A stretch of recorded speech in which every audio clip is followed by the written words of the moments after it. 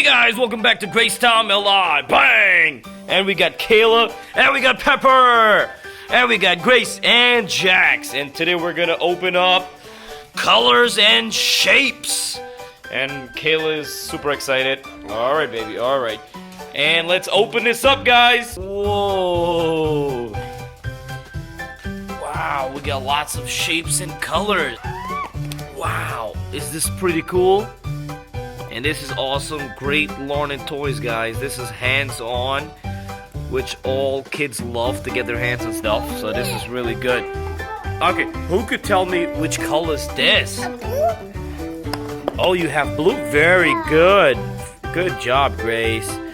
And then we have white, black, purple, blue, green, yellow, orange, red. Yay!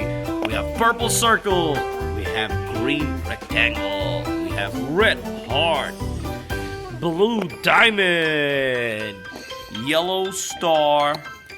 A black square. And we have a, look right here, it's a white triangle. And we have here's an orange oval. Wow. Wow, that's Jack's favorite purple circle. Whoa. Can you show Daddy yellow? Good job. What about blue? Purple? Which one is the purple? Very good. Black, very good. And the next one is white.